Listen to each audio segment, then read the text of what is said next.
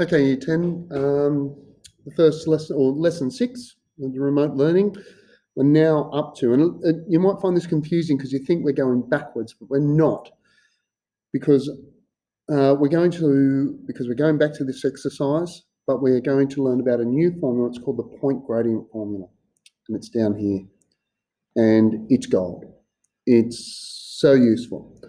So I want you to write some notes about this, and the reason I introduced it here is because we didn't actually use the gradient formula. So I'm going to show you how we get it. So if you remember from last lesson, the gradient is y2 minus y1 over x2 minus x1. Now if I had this in parentheses, and I just multiplied that across, I get x2 minus x1 times m equals y2 minus y1. And if I write that the other way around, y2 minus y1, and I swap the position of the m and the parentheses, x2 minus x1. Now, if I've only got one point and I already have the gradient, and I'll call the point these ones, I can just say that the equation on the line will be y minus y1 equals m, that's out of x minus x1. And it is a fabulous formula. Use it all the time. So make sure you've got that written down somewhere. It's called the point gradient formula, because all you need for this formula is m, which is the gradient, which you can work out really easily, and a point, which is x1, y1. All right, so you've got to do exercise 5F questions 1 and 12. So let's have a look at these. It's not a lot of work, and I'm not going to do them all. So let's just take a nice easy one. And here's our stuff from previous lessons. So I'll just get rid of that. So I'll do B and D. You see if you can do them. They're not that hard.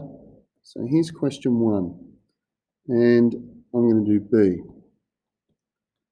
And I've got my m equals -1, and I have the point 4 and -1. Oh, it's so easy. Y minus, now what's the y value? -1 minus -1 equals m, -1, x, and what's the x value? 4, minus 4. So y minus minus 1 is y plus 1. And when I expand this, I'm going to get -1 times x and minus x. And -1 times -4, I'm going to get plus 4. They're the only dangers if you've got a negative or a fraction. We're going to have a look at that next. Now, we want to write them in general form. Okay, remember the general form is something x plus something y plus something.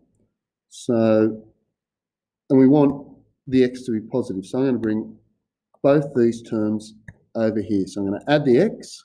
Oh, come on. I'm going to add the x. I've already got the y. I've got the 1. I have to minus the 4 when I bring it over. So my equation is x plus y minus 3 equals 0. Now, I don't know what they've got in the back of the book. They write it.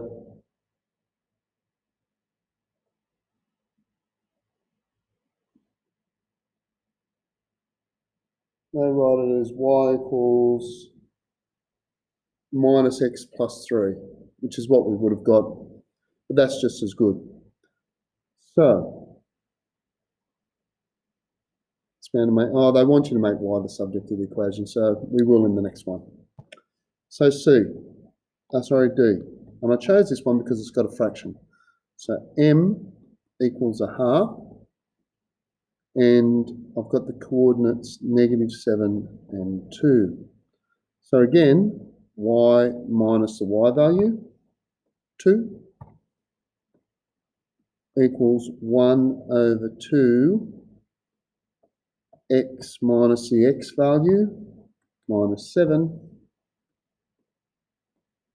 So after -7. Now here's where you have to be smart. Some people tell you to multiply this half all the way through, but I'm not going to. I'm going to multiply the 2 across the other side. But remember, I've got to do 2 times both those things. And I'm going to multiply the 1 by these two things in here.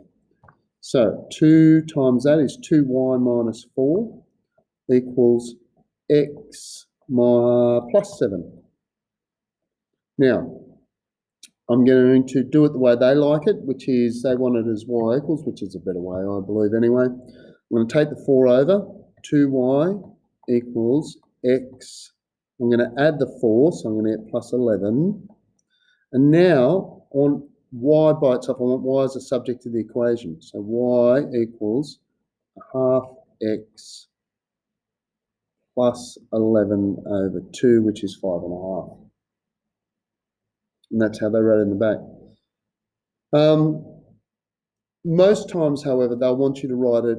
So if we go from here and write this in general form, and we want the x to be positive. So if we write it in general form, we bring these two terms over to the right. So I get 0 equals x, and I'd minus that 2y, and I'd add that 4, and then I'd write it as x plus 2y. Oops, sorry. Minus 2y plus 11 equals 0. Okay, let's go and have a look. So you do A and C. So there you go. I'm going to go all the way up here to number 12. All right, a line passes through the points. So this line passes through these 2 points. And this is why this equation is great, because you need it it's all you need to find 2 points. So this is how you find the equation of a line. So 12, I've got the points 1 and 3, and I've got 4 and -1. And you can try this on your own. So let's go. 12a, calculate the gradient. Well, that's the first step. So I subtract the y values. Remember, the gradient formula is y2 minus y1 over x2 minus x1. That's a gradient formula. So take the y values. I'm going to do them in the order that they are. So 3 minus 1 over 1 minus 4. Well, 3 minus 1 is 4. 1 minus 4 is -3. So the gradient is -4 on 3. And note how I put the negative out the front. I don't put it in top or bottom. It doesn't matter. Now, it says, now I've got the gradient, and this is what you can do. You can find the equation of the line using the gradient formula, and you choose the point. It doesn't make any difference which point you choose. So I'm going to use the y minus y1 equals m outside of x minus x1. And I'm going to use 1, 3 because it's an easier point. It doesn't have any negatives in it. And that's the one they tell me to find. So I go y minus the y value, which is 3, equals -4 on 3. I'm going to go x minus the x value, which is 1. Now, I'm going to multiply the 3 over here to these things. I'm going to have the minus 4x times these things. So I'm going to get 3y minus 9 equals -4x plus, because minus 4 times minus 1, 4.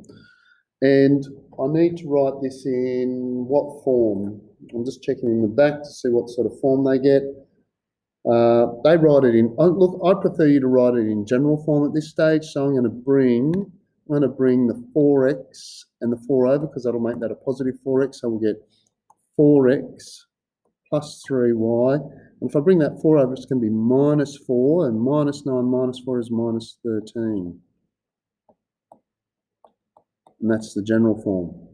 Now, what they're trying to show you by doing C is to do the same thing, but with the other coordinate. And the other coordinate was 4 and -1. And you should get the same equation. So it's y, and what was it? -4, 4 -1. 4 -1. Y minus 1 equals -4 on 3, x minus 4. Okay, and again, I'm going to multiply the 3 across, but before I do that, I'm going to tidy that up. Y plus 1 equals -4 on 3, x minus 4. I'm going to multiply the 3 across, so I'm going to get 3y plus 3 equals -4x plus 16. Now, again, I want the x to be positive, so I'm going to bring the 4x and the 16 over. So I'm going to get 4x when I add it over. I've got my plus 3y, but when I bring this 16 over, I'm going to minus 16, and I've already got plus 3, so I'm going to get minus 13 equals 0. And look at that. My two equations are exactly the same. It doesn't matter which point I choose. Okay, what's the last bit? What do you notice about we just said that. Can you explain this case? Yes, we can, because both these points lie on the line. We got this line from those 2 points. Okay. Now you need to practice this, and you're going to practice it with the HSC questions, but you need to find the equation of the line of 2 points. I'd suggest going down here where there are a lot of points, parallel lines, perpendicular lines, and maybe doing a few of these. We don't want to solve simultaneous yet. We just want to find 2 points. So we need to use the distance midpoint formula. Where were those questions? I think it was question 4. Okay, so here. So let's find the equation of the line, and I'm just going to choose one at random. I'm going to choose this one here. -4, 6, and 8, and -1. -4, 6, and 8, and -1. Okay. So -4, 6, 8, and -1. And it doesn't matter which 2 points you choose. So first I have to find the gradient. So m equals, remember it's y2 minus y1 over x2 minus x1.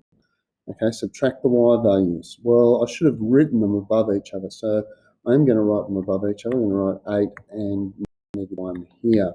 So -1 minus 6 over 8 minus -4. -1 minus 6 is -7. 8 minus 4 is 12. So there's my gradient.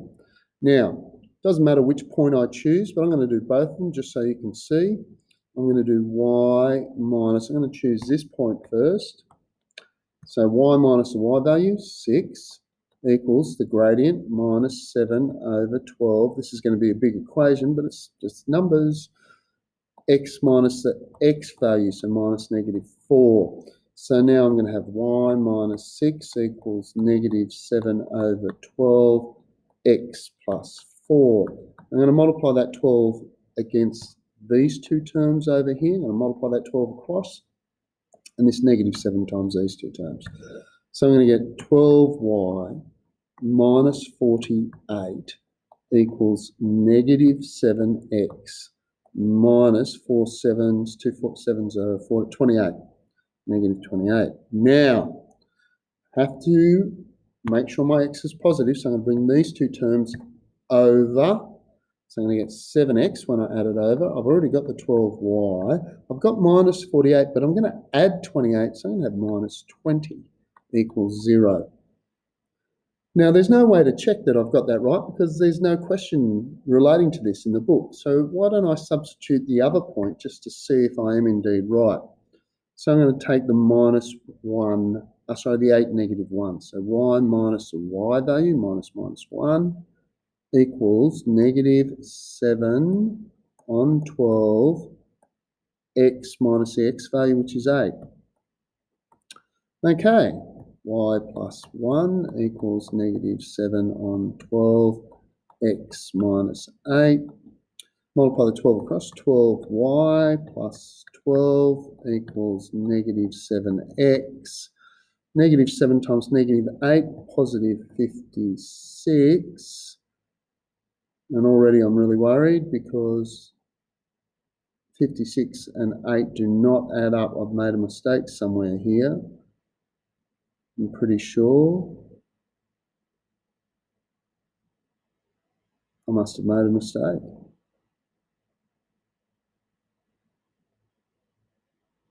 Plus 4. Let's see where I've made this. So I get my 7x plus my 12y, and I'm going to minus 12 minus 50, 12 minus 56, negative 44 equals 0. Is my gradient right? Minus 1 minus 6 is minus 7, 8 minus minus 4 is 12, negative 7 on 12. Did I do it right? Y minus 6, x minus minus 4. Oh, 6 12s. Look at that. There's my mistake. Look at that. Some of you must have been laughing all the way through. 6 12s. I did 4 12s. So 6 12s are 60, 72. So when I add this over, I'm going to get 72 minus 28, or negative 72 plus 28, negative 44. There's my mistake. I'm not going to edit that. Normally I would. I'm not going to edit that because I want you to see that it's a good way to check if your equation is right. You just substitute the other point in and rewrite the equation. And now I know I'm right because I've got that equation and this equation, and they're exactly the same. 6 times 12, Mr. Tonkin, come on.